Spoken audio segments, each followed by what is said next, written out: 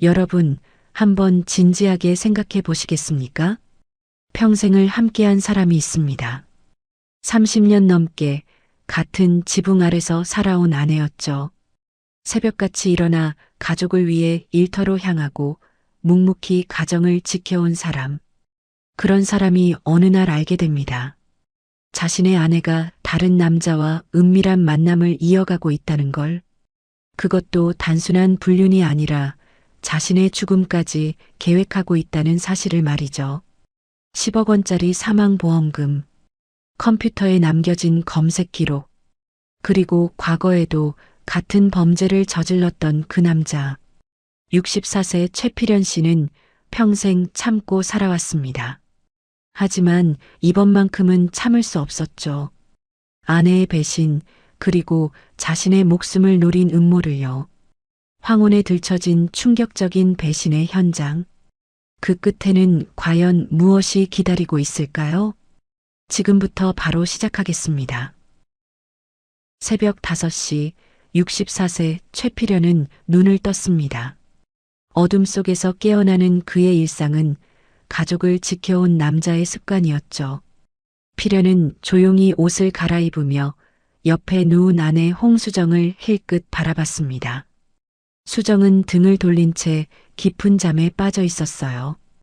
예전 같으면 남편이 나가는 소리에 눈을 뜨곤 했는데 요즘은 아침 인사조차 없었습니다. 필연은 현관문을 조심스럽게 닫고 나갔어요. 몇 달 전부터 뭔가 이상했습니다.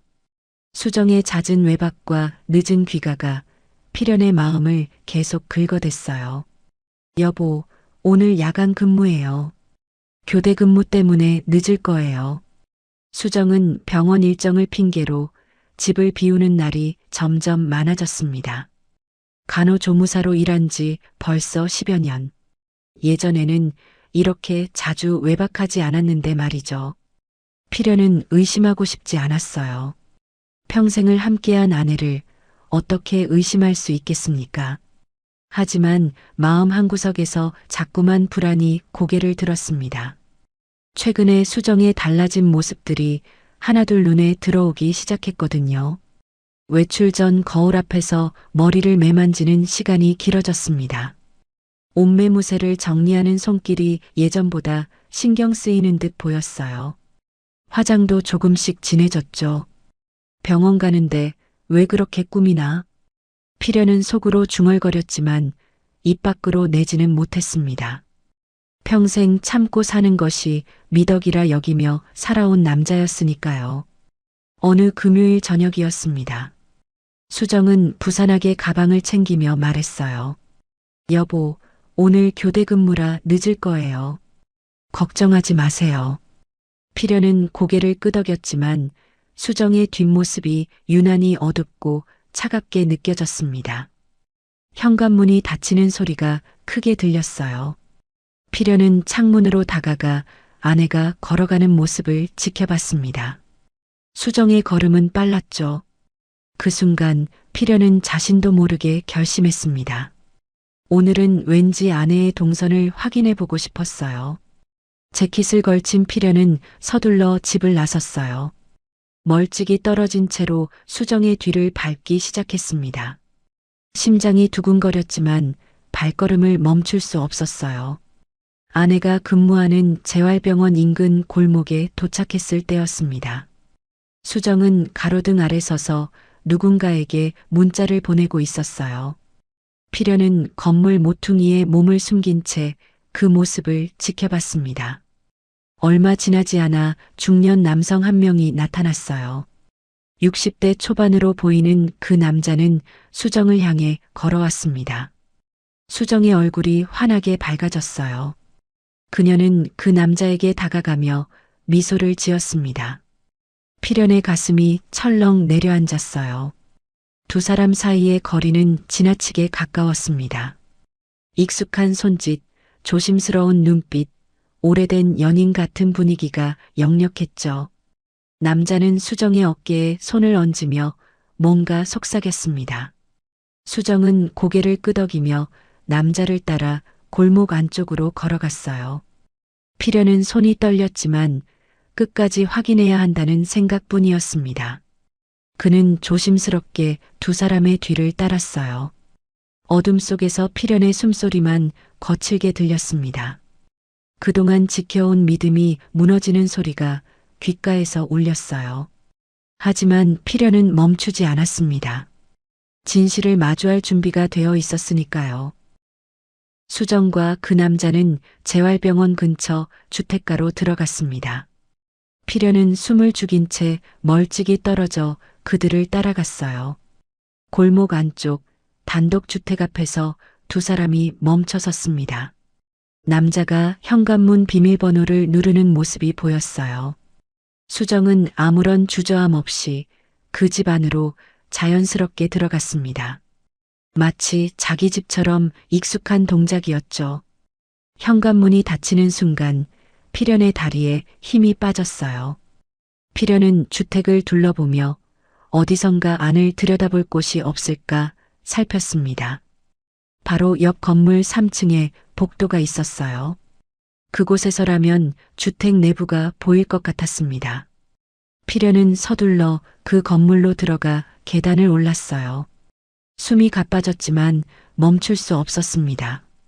3층 복도에 도착한 필연은 주택 쪽 창문으로 조심스럽게 다가갔어요. 거실 불빛이 따뜻하게 켜져 있었습니다. 그 안에서 벌어지는 장면이 필연의 눈에 그대로 들어왔어요. 남자는 수정의 코트를 벗겨 소파에 던졌습니다. 수정은 남자의 품으로 몸을 파고들듯 다가섰어요. 두 사람의 몸은 밀착된 채 서로를 끌어안았습니다. 남자가 수정의 귓가에 뭔가 속삭이자 수정은 고개를 끄덕이며 웃음을 터뜨렸어요. 필연은 그 웃음소리가 들리지 않았지만 아내의 행복한 표정을 똑똑히 볼 수 있었습니다. 수정의 머리카락이 남자의 어깨 위로 흘러내렸어요. 남자는 수정의 얼굴을 두 손으로 감싸며 그녀를 바라봤습니다. 수정도 남자의 얼굴을 어루만지며 떨리는 숨을 내쉬었어요. 두 사람의 입술이 천천히 가까워졌습니다. 격렬한 입맞춤이 시작됐어요. 필연의 심장이 멎는 것 같았습니다. 손이 떨려서 난간을 꽉 움켜쥐지 않으면 금방 쓰러질 것만 같았어요. 남자의 손이 수정의 블라우스 단추로 향했습니다. 서툰 듯 하면서도 서두르는 손길이었어요. 단추가 풀리며 블라우스가 반쯤 벌어졌습니다. 수정은 남자의 손을 막지 않았어요. 오히려 남자의 셔츠 단추를 풀기 시작했습니다. 두 사람의 옷매무새가 점점 흐트러졌어요. 남자는 수정의 허리를 끌어안으며 그녀를 안쪽 방으로 이끌었습니다. 두 사람은 침실문 안쪽으로 사라졌습니다. 필연은 온몸이 얼어붙은 듯 움직일 수 없었죠. 눈앞이 하얗게 변하며 현기증이 밀려왔습니다. 평생을 함께한 아내가 지금 저 집 안에서 다른 남자와 함께 있다는 현실이 믿기지 않았어요. 필연은 떨리는 손으로 주머니에서 핸드폰을 꺼냈습니다. 증거를 남겨야 한다는 생각이 본능적으로 들었어요. 카메라를 켜고 주택 내부를 향해 화면을 맞췄습니다. 흐트러진 소파, 바닥에 널린 옷가지들, 그리고 반쯤 열린 침실 문이 화면에 담겼어요. 촬영 버튼을 누르는 순간 손끝이 너무 떨려 화면이 흔들렸습니다. 하지만 배신의 현장은 분명히 기록됐어요. 필연은 몇 장의 사진을 더 찍었습니다. 증거는 확실하게 남겨야 했으니까요. 사진을 찍는 내내 필연의 눈에서 눈물이 흘러내렸습니다. 결혼 생활이 이렇게 무너지는구나 하는 생각이 들었어요. 필연은 더 이상 그 자리에 서 있을 수 없었습니다. 비틀거리며 계단을 내려와 골목을 빠져나왔어요. 차가운 밤 공기가 얼굴을 때렸지만 가슴속 불덩이는 식지 않았습니다. 집으로 돌아가는 길 필연의 발걸음은 무거웠어요. 머릿속은 온통 방금 본 장면들로 가득했습니다. 수정의 웃음, 남자의 손길, 흐트러진 옷들, 모든 것이 생생했어요. 필연은 현관문 앞에서 한참을 서 있었습니다. 이 문을 열고 들어가면 모든 게 달라질 거라는 걸 알았으니까요. 하지만 진실을 외면할 수는 없었습니다. 필연은 천천히 문을 열고 텅 빈 집 안으로 들어갔어요. 집으로 돌아온 필연은 거실 소파에 주저앉았습니다. 온몸의 기운이 빠져나간 것 같았어요. 하지만 필연은 충격 속에서도 판단력을 잃지 않으려 애썼습니다. 지금 무너지면 안 된다는 생각이 들었어요. 필연은 천천히 몸을 일으켜 안방으로 향했습니다. 안방 서랍을 하나씩 열어보기 시작했어요. 안에의 다른 흔적들을 찾아야 했습니다. 옷가지 사이, 화장품 뒤, 구석구석을 뒤지던 필연의 손이 멈췄어요. 서랍 깊숙한 곳에서 두꺼운 서류 봉투가 만져졌습니다. 필연은 그 봉투를 꺼내 조심스럽게 펼쳤어요. 보험 서류였습니다. 필연은 서류를 한 장 한 장 넘기며 내용을 확인했어요. 갑자기 손이 멈췄습니다. 피보험자 최필연 사망보험금 10억 원이라는 문구가 눈에 들어왔어요. 가입일은 불과 석 달 전이었습니다. 필연은 이런 보험에 가입한 적이 없었어요. 아내가 몰래 가입한 게 분명했습니다. 10억이라니. 필연은 중얼거리며 서류를 내려놓았어요. 찜찜한 기분이 가시지 않았습니다. 필연은 거실로 나와 수정이 가끔 쓰는 노트북 컴퓨터를 들고 안방으로 돌아왔어요. 전원을 켰죠. 필연은 천천히 아내의 검색 기록을 확인하기 시작했어요. 네이버 검색창에 남아있는 문구들이 하나씩 눈에 들어왔습니다. 재혼 가능한 나이, 황혼이혼 재산 분할, 그리고 가장 최근 검색어가 필연의 눈을 사로잡았어요. 남편 사망보험금 수령 시 유의사항. 필연은 화면을 멍하니 바라봤습니다. 등골이 오싹해지고 온몸에서 피가 빠져나가는 듯한 공포가 밀려왔어요. 수정이, 내가 죽기를 바라는 건가? 필연은 떨리는 목소리로 중얼거렸습니다. 단순한 불륜이 아니었어요. 아내는 필연의 죽음을 생각하고 있었습니다. 아니, 어쩌면 계획하고 있을지도 몰랐어요. 필연은 숨이 막혀왔습니다. 노트북 화면을 더 살펴보던 필연은 카카오톡 아이콘을 발견했어요. 클릭하자 대화방 목록이 나타났습니다. 그중 도영이라는 이름이 눈에 띄었어요. 필연은 그 대화방을 열었습니다. 대화 내용이 화면에 가득 펼쳐졌어요. 오늘 밤에 갈게요. 보고 싶어요. 나도요. 빨리 와요. 남편은 의심 안 해요? 걱정 마세요. 야간 근무라고 했어요. 병원이 바로 옆이라 눈치를 못 챌 거예요. 그래요. 우리 조만간 함께 살 수 있을 거예요. 정말요? 그날이 기다려지네요. 필연의 눈에서 눈물이 흘러내렸습니다. 더 스크롤을 내리자 더 충격적인 대화가 나왔어요. 보험 가입은 잘 처리됐어요? 네, 10억으로 잘 드러났어요. 좋아요. 조금만 기다려요. 걱정 말고. 예, 저는 당신만 믿어요. 필연은 노트북을 닫았습니다. 더 이상 볼 수 없었어요. 도영이라는 남자의 말투는 지나치게 여유로웠습니다.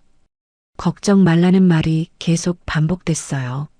마치 모든 걸 계획하고 있다는 듯한 느낌이었습니다. 필연은 소름이 돋았어요. 이건 단순한 불륜이 아니라 범죄였습니다. 필연은 핸드폰을 꺼내 연락처를 뒤졌어요.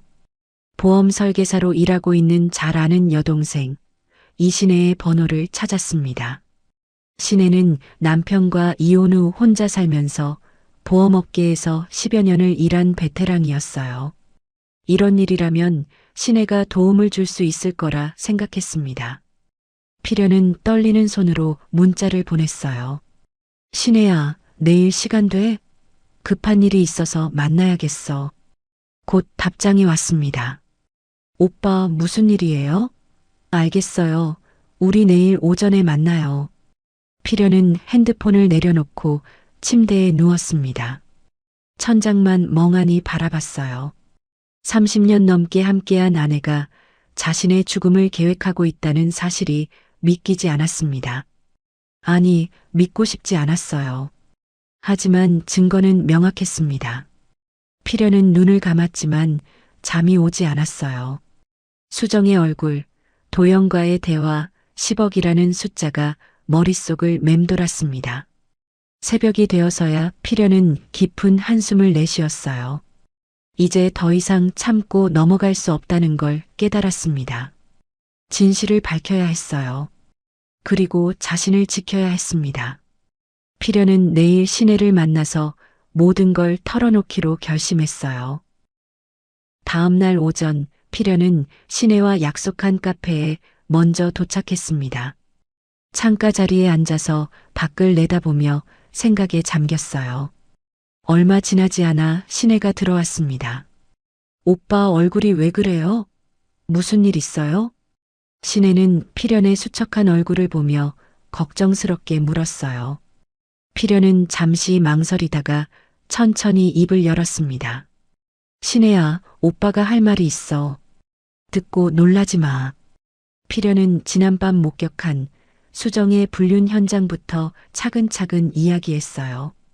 도영이라는 남자와의 대화 내용, 10억 원짜리 사망보험, 검색 기록까지 모든 걸 털어놓았습니다. 시내의 얼굴이 점점 굳어졌어요. 오빠, 그렇다면 이건 정말 심각한 범죄잖아요. 시내는 가방에서 노트북을 꺼냈습니다. 그 남자 이름이 김도영이라고 했죠? 나이는요? 60대 정도야. 왜 그래? 제가 회사에 연락해서 한번 조회해 볼게요. 보험 지급 이력을 확인해 볼 수 있어요. 시내는 노트북을 켜고 회사의 승인을 받아서 보험사들이 통합 관리하는 업무용 데이터베이스에 접속했어요. 김도영의 이름을 입력하자 비슷한 나이대의 보험 사기 의심 정보가 화면에 떴습니다. 시내의 손가락이 멈춰 섰어요. 얼굴이 창백해지며 입술이 파르르 떨렸습니다. 오빠, 이거 봐요. 시내는 화면을 필연 쪽으로 돌렸어요. 화면에는 김도영의 보험 수령 내역이 자세히 나와 있었습니다. 5년 전 김도영의 아내가 교통사고로 사망했어요. 당시 도영은 사망보험금으로 10억 원을 수령했습니다. 필연은 숨이 막혔어요. 10억? 수정이가 나한테 든 보험금이랑 똑같잖아. 필연의 목소리가 떨렸습니다. 시내는 화면을 더 자세히 들여다봤어요. 오빠, 당시 이 사고가 보험사에서도 문제가 됐대요. 여기 메모 보세요. 화면 하단에 작은 글씨로 적힌 메모가 있었습니다. 정황상 인위적 교통사고로 의심됨, 증거 불충분으로 보험금 지급 처리됨. 시내는 고개를 들어 필연을 바라봤어요. 이 사고 지나치게 수상해요. 당시 보험사 내부에서도 의심했다는 거잖아요. 필연은 의자 등받이에 기댔습니다. 온몸에 힘이 빠졌어요. 그럼 도영이라는 놈이 자기 아내를 일부러? 필연은 차마 끝까지 말하지 못했습니다. 시내는 필연의 손을 꽉 잡았어요. 오빠, 이건 우연이 아니에요. 분명히 계획적인 거예요. 필연의 머릿속이 복잡해졌습니다. 도영은 5년 전에도 보험금을 노렸고 지금 또다시 같은 짓을 하려는 게 분명했어요. 그리고 이번 타깃은 바로 자신이었습니다. 내가 다음 차례라는 거잖아. 필연의 목소리는 떨렸어요. 시내는 단호하게 말했습니다. 오빠, 경찰에 신고해야 해요. 지금 당장요. 하지만 증거가 있나? 그냥 의심일 뿐이잖아. 아니에요. 도영의 과거 사고 기록, 수정 언니가 든 보험, 노트북 대화 내용, 오빠가 찍은 사진들, 이 모든 게 증거예요. 시내의 목소리에는 확신이 담겨 있었어요. 필연은 잠시 망설였습니다. 아내를 경찰에 신고한다는 게 쉬운 일은 아니었어요. 하지만 도영의 과거를 알고 나니 더 이상 주저할 수 없었습니다. 자신의 목숨이 달린 문제였으니까요. 알았어. 신고하자. 필연은 고개를 끄덕였어요. 신혜는 즉시 경찰서에 전화를 걸었습니다. 통화가 끝나고 신혜는 필연에게 말했습니다. 경찰이 조만간 조사에 착수할 거예요. 이건 살인 범죄니까요. 오빠는 일단 평소처럼 행동하세요. 수정 언니가 절대 눈치채면 안 돼요. 필연은 신혜의 말에 고개를 끄덕였습니다. 며칠 뒤 경찰에서 신혜에게 연락이 왔어요. 도영의 아내가 사고당했을 당시 자료를 재검토한 결과 의심스러운 정황이 여러 개 발견됐다는 내용이었습니다. 사고 당시 자동차 블랙박스 영상이 이상하게 끊겼고 도영의 휴대폰 위치 정보도 조작된 흔적이 있었어요. 더욱 놀라운 건 함께 동승했던 도영은 거의 다치지 않았다는 정황도 나왔습니다. 신혜는 즉시 필연에게 전화를 걸었어요. 오빠, 경찰이 증거를 찾았대요. 도영 그 사람 정말 보험 사기를 위해 자기 아내를 죽인 범죄자인 것 같아요. 필연은 전화기를 꽉 쥐었습니다. 예상했던 일이지만 확인하고 나니 온몸이 얼어붙는 것 같았어요. 그럼 이제 어떻게 되는 거야? 경찰이 추가 조사를 진행 중이래요. 조만간 연락 올 거예요. 필연은 집으로 돌아와 수정의 얼굴을 바라봤습니다. 저녁을 준비하는 수정의 뒷모습이 낯설게 느껴졌어요. 저 여자가 정말 자신의 죽음을 바라고 있다는 게 믿기지 않았습니다. 하지만 증거는 명확했어요. 필연은 주먹을 꽉 쥐고 참았습니다. 이제 곧 모든 게 밝혀질 거라는 걸 알았으니까요. 일주일 후 경찰에서 필연에게 직접 연락이 왔습니다. 최필연 선생님, 중요한 얘기가 있으니 서둘러 경찰서로 오실 수 있겠습니까? 담당 형사의 목소리는 긴박했어요. 필연은 즉시 경찰서로 향했습니다. 신혜도 함께 동행했어요. 조사실에 들어서자 형사 2명이 기다리고 있었습니다. 책상 위에는 여러 서류와 사진들이 펼쳐져 있었어요. 최 선생님, 여기 앉으세요. 심각한 상황입니다. 형사는 무거운 표정으로 서류 하나를 필연 앞에 내밀었습니다.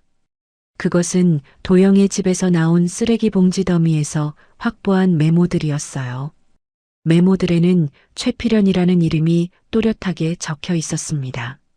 그 옆에는 빼곡한 메모들이 달려 있었어요. 교통사고사 위장. 사고 시간 새벽 5시 30분경 출근길. 장소 집 앞 사거리. 수정 협조 및 알리바이 확보 필수. 필연은 글자 하나하나를 읽으며 온몸이 얼어붙었습니다. 이게 진짜란 말입니까? 필연의 목소리는 떨렸어요. 형사는 고개를 끄덕였습니다. 네, 김도영의 집에서 발견한 겁니다. 최필연 씨가 그의 다음 타깃이 맞는 것 같습니다. 신혜는 필연의 손을 꽉 잡았어요. 필연은 눈앞이 아득해졌습니다. 형사는 다른 메모들도 보여줬어요. 도영은 선생님의 출퇴근 동선을 이미 파악하고 있었습니다. 여기 보세요. 서류에는 필연의 출근 시간, 경로, 자주 가는 장소들이 상세히 기록돼 있었어요. 이자는 몇 달 동안 당신을 미행한 것 같습니다. 필연은 등골이 오싹했습니다. 그럼 수정이도 내 아내도 이 사실을 알고 있었단 말입니까?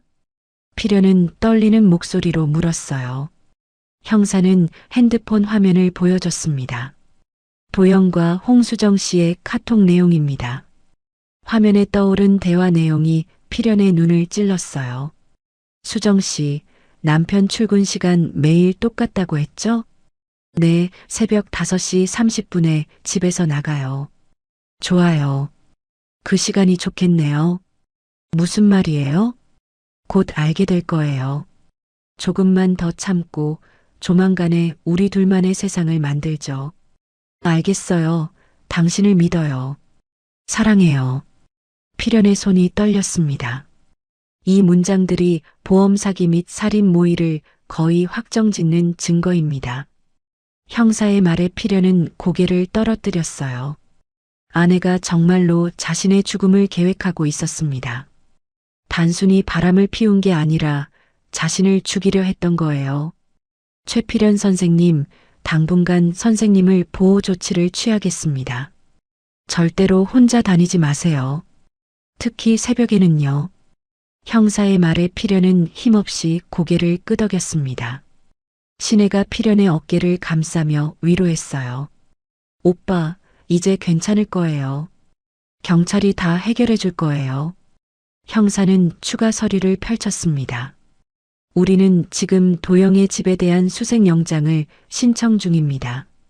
곧 발부될 겁니다. 그럼 도영을 잡으실 건가요? 네, 그리고 홍수정 씨도 공범으로 입건할 예정입니다. 필연은 아무 말도 할 수 없었어요. 며칠 후 경찰에서 다시 연락이 왔습니다. 최필연 선생님, 영장이 발부됐습니다. 오늘 저녁에 도영의 집을 급습할 겁니다. 제가 동행해도 됩니까? 필연은 조심스럽게 물었어요. 형사는 잠시 망설이다가 대답했습니다. 보통은 안 되지만 피해자이신 만큼 동행을 허락하겠습니다. 다만 멀리서만 지켜보세요. 그날 저녁 필연과 신혜는 경찰차를 뒤쫓아서 도영의 집으로 향했습니다. 차 안에서 필연의 심장은 미친 듯이 뛰었어요. 곧 모든 진실이 드러날 거라는 생각에 숨이 막혔습니다. 신혜는 필연의 손을 꽉 잡아줬어요. 오빠, 힘내세요. 이제 곧 끝나요. 필연은 고개를 끄덕였지만 입은 열리지 않았습니다. 30년 넘게 함께한 아내와의 인연이 이렇게 끝나는구나 하는 생각이 들었어요. 도영의 집 앞에 도착했습니다. 경찰들은 조용히 차에서 내려 포진했어요. 형사가 필연과 신혜에게 손짓했습니다. 여기서 기다리세요. 저희가 먼저 들어갑니다. 필연은 차 안에서 긴장한 채 상황을 지켜봤어요. 형사들이 문을 두드렸습니다. 잠시 후 도영의 목소리가 들렸어요. 누구세요? 경찰입니다. 문 열어주세요. 잠시 정적이 흘렀습니다. 그리고 천천히 문이 열렸어요. 필연은 숨을 죽이고 그 순간을 지켜봤습니다. 곧 모든 진실이 밝혀질 거였어요. 그리고 아내 수정과의 마지막 대면이 이뤄질 것이었습니다. 필연의 손은 계속 떨렸지만 이제는 진실을 마주할 준비가 되어 있었어요. 경찰들이 일제히 도영의 집 안으로 들어갔습니다. 수색영장 집행합니다. 움직이지 마세요. 형사의 단호한 목소리가 울려 퍼졌어요. 필연과 신혜는 경찰을 따라 조심스럽게 현관 안으로 들어섰습니다. 거실에는 와인잔 2개가 테이블 위에 놓여 있었어요. 붉은 와인이 반쯤 남아 흔들리고 있었습니다. 바닥에는 여자 코트와 남자 재킷이 나란히 벗겨진 채 널려 있었어요. 그 옆으로 여자 구두 한 켤레가 아무렇게나 떨어져 있었습니다. 필연은 그 구두를 알아봤어요. 지난달 수정이 새로 산 신발이었습니다. 형사가 안쪽을 향해 걸어갔어요. 침실 문이 반쯤 열려 있었습니다. 그 틈 사이로 흐트러진 이불과 옷가지들이 보였어요. 안에 계신 분, 즉시 나오세요. 형사의 외침에 침실 안이 소란스러워졌습니다. 잠시 후 도영이 나왔어요. 상반신 셔츠는 단추가 반쯤 풀린 채였고 머리는 헝클어져 있었습니다. 바지 벨트도 제대로 채우지 못한 상태였어요.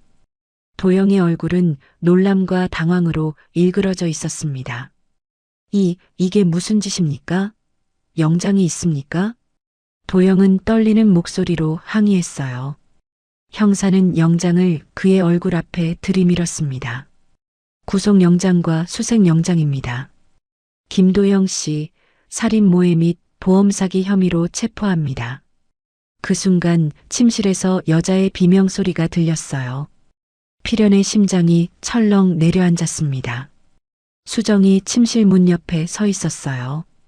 블라우스는 급하게 여민 듯 단추가 어긋나 있었고 치마는 구겨져 있었습니다. 머리카락은 완전히 흐트러져 어깨 위로 흘러내렸어요. 맨발이었고 얼굴은 붉게 상기되어 있었습니다. 수정의 눈이 현관 쪽 필연과 마주쳤어요. 여보. 수정의 얼굴이 순식간에 창백해졌습니다. 입술이 파르르 떨리고 눈동자가 흔들렸어요. 필연은 그 자리에 굳어버렸습니다. 머리로는 알고 있었지만 직접 눈으로 보니 충격은 더 컸어요. 형사가 수정에게 다가갔습니다. 홍수정 씨, 남편 살해 모해 및 보험 사기 공모 혐의로 동행해 주셔야겠습니다. 수정의 손이 떨리기 시작했어요. 아니에요. 저는 수정은 제대로 말을 잇지 못했습니다. 도영이 갑자기 소리쳤어요. 잠깐만요. 이건 오해입니다. 저는 아무것도 모릅니다. 형사들이 도영의 양팔을 잡았습니다. 김도영 씨, 당신 집에서 발견된 노트와 계획서가 모두 증거입니다. 말씀은 경찰서에서 하시죠. 도영은 발버둥 치며 수정을 가리켰어요. 이건 다 저 여자가 한 짓입니다. 저 여자가 남편 죽이자고 먼저 제안했어요. 수정의 얼굴이 더욱 창백해졌습니다. 뭐라고요? 당신이 먼저. 수정의 목소리는 떨렸어요. 저 여자가 보험금 이야기를 먼저 꺼냈다고요. 저는 그냥 사랑했을 뿐입니다. 도영의 비열한 변명에 수정은 충격받은 표정이었어요. 눈에서 눈물이 주르륵 흘러내렸습니다. 뭐라고요? 당신이 날 이용한 거잖아요. 수정의 목소리는 절규에 가까웠어요. 필연은 그 광경을 멍하니 바라봤습니다. 두 사람이 서로를 배신하며 책임을 떠넘기는 모습이 처참했어요.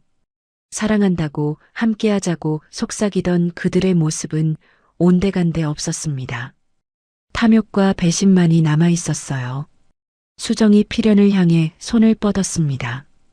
여보, 내 말 좀 들어봐요. 이건... 하지만 필연은 고개를 돌렸어요. 더 이상 듣고 싶지 않았습니다. 형사들이 도영에게 수갑을 채웠어요. 김도영 씨, 체포합니다. 지금부터 당신은 묵비권을 행사할 수 있습니다. 도영은 끌려가면서도 계속 소리쳤습니다. 저 여자를 조사하세요. 저 여자가 주범입니다. 수정도 형사의 안내를 받으며 밖으로 나왔어요. 신발도 제대로 신지 못한 채 비틀거렸습니다. 수정의 눈에서는 계속 눈물이 흘러내렸어요. 여보, 정말 미안해요. 수정의 울먹이는 목소리가 허공에 울렸습니다. 필연은 현관 앞에서 바닥을 내려다봤어요. 다리에 힘이 풀려 주저앉을 것만 같았습니다. 신혜가 재빨리 필연을 부축했어요. 오빠 괜찮아요? 이제 잘 끝났어요. 힘내세요.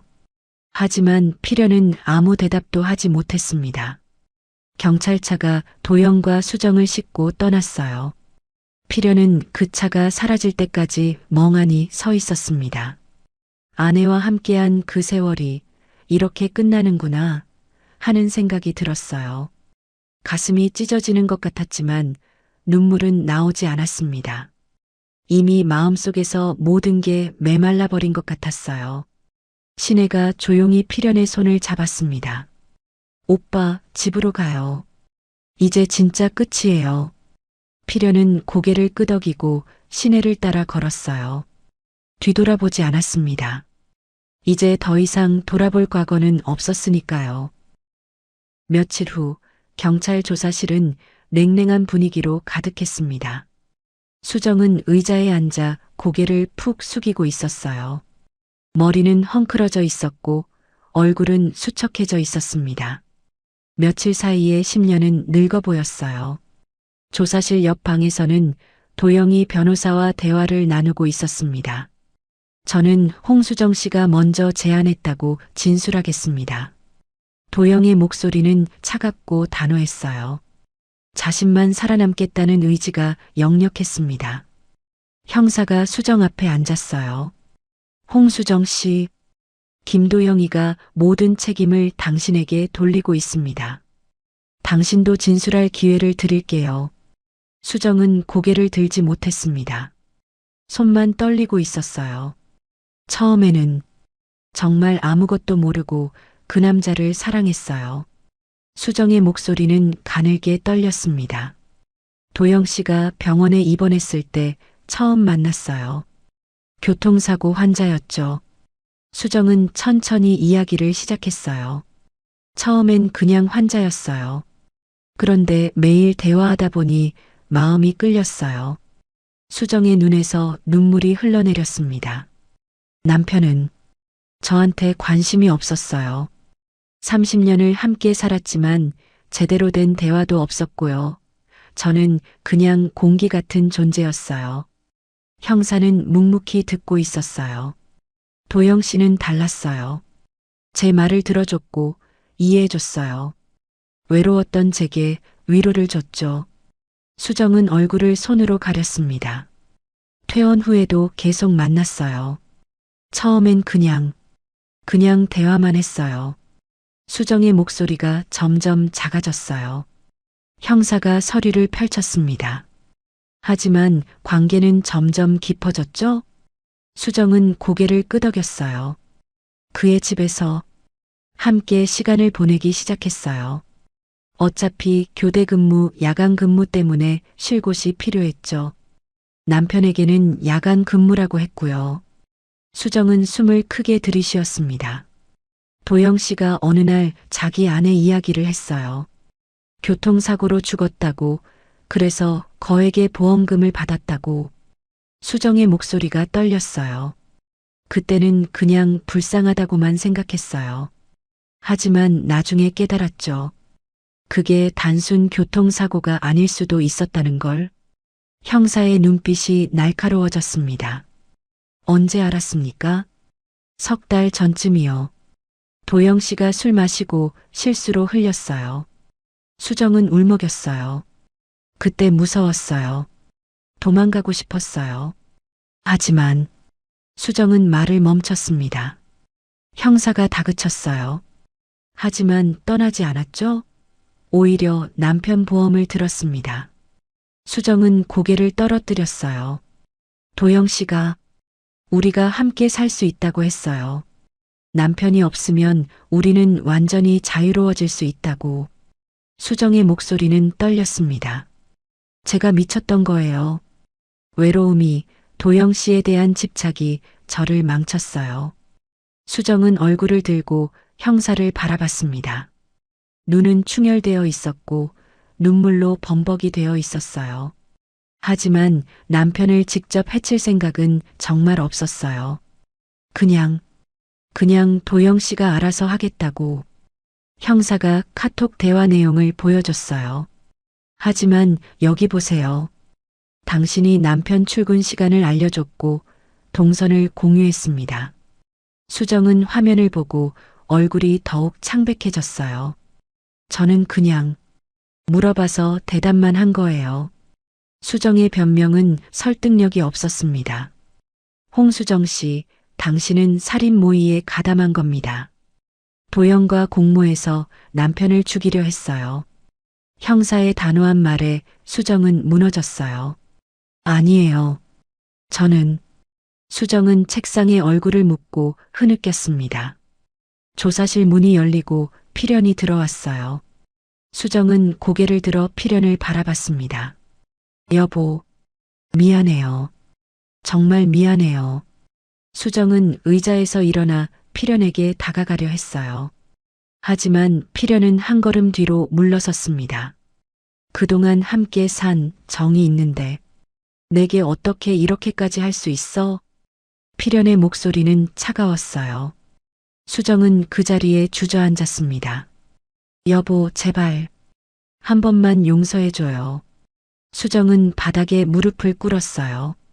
하지만 필연은 돌아섰습니다. 당신이 선택한 길이야. 이제부터는 잘 책임져. 필연은 조사실을 나갔어요.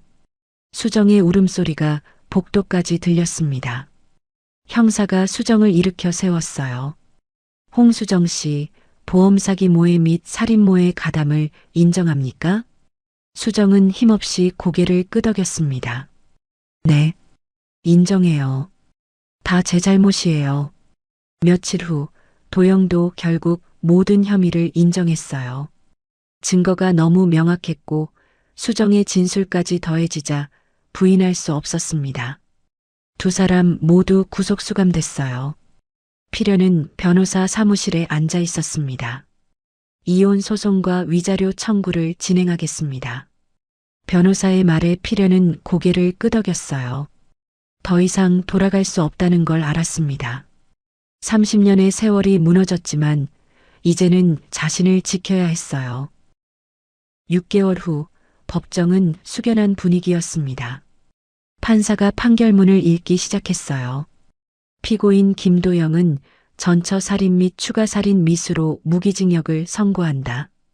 방청석에 앉은 필연은 무표정하게 그 말을 들었습니다. 피고인 홍수정은 살인모의 방조 및 보험 사기 공모로 징역 7년을 선고한다. 수정은 피고인석에서 고개를 떨어뜨렸어요. 눈물이 볼을 타고 흘러내렸지만 소리내어 울지는 못했습니다. 민사재판도 연이어 진행됐어요. 필연은 도영과 수정 모두에게 위자료 청구 소송을 냈습니다. 법원은 도영과 수정에게 위자료 지급을 명령했어요. 이혼에 따른 재산 분할에서도 수정은 배우자 살인 모의로 인해 큰 불이익을 받았습니다. 판결문을 받아든 필연은 한동안 말을 잇지 못했어요. 30년 넘게 함께한 인연이 이렇게 끝나는구나 하는 생각에 가슴이 먹먹했습니다. 하지만 후회는 없었어요. 법원을 나서는 필연을 시내가 기다리고 있었습니다. 오빠, 끝났어요. 이제 정말 끝이에요. 시내는 필연의 손을 잡았어요. 필연은 고개를 끄덕이며 작은 미소를 지었습니다. 지난 6개월 동안 시내는 필연 곁을 한시도 떠나지 않았어요. 힘든 순간마다 위로해줬고 무너지려 할 때마다 붙잡아줬습니다. 필연은 시내에게 고마움을 느꼈고 그 고마움은 서서히 다른 감정으로 변해갔어요. 시내야, 고마워. 너가 없었으면 난 버티지 못했을 거야. 필연의 진심 어린 말에 시내는 부끄러운 듯 고개를 돌렸습니다. 오빠, 저도 오빠가 있어서 힘이 됐어요. 두 사람은 서로를 바라보며 미소 지었어요. 필연은 새로운 삶을 시작했습니다. 배신의 상처는 깊었지만 그 위에 다시 자존감을 세우기 시작했어요. 더 이상 참고 사는 것이 미덕이 아니라는 걸 깨달았습니다. 자신의 행복을 위해 살아도 된다는 걸 배웠어요. 어느 주말 필연과 시내는 공원을 함께 걸었습니다. 가을 햇살이 따스하게 내리쏘고 있었어요. 오빠, 앞으로 뭐 하고 싶어요? 시내의 질문에 필연은 잠시 생각했습니다. 그냥 평범하게 살고 싶어. 더 이상 숨기거나 참지 않고 솔직하게. 필연의 대답에 시내는 환하게 웃었어요. 저도 그렇게 살고 싶어요. 오빠랑 함께라면 더 좋고요. 시내의 고백에 필연은 놀라 그녀를 바라봤습니다. 시내는 얼굴을 붉히며 말을 이었어요.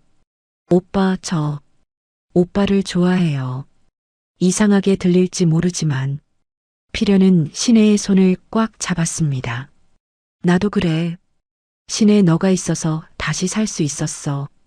두 사람은 서로를 바라보며 미소 지었어요. 상처는 아직 남아 있었지만 함께라면 치유될 수 있을 것 같았습니다. 필연은 이제 과거에 얽매이지 않기로 했어요. 시내와 함께 새로운 미래를 만들어가기로 결심했습니다.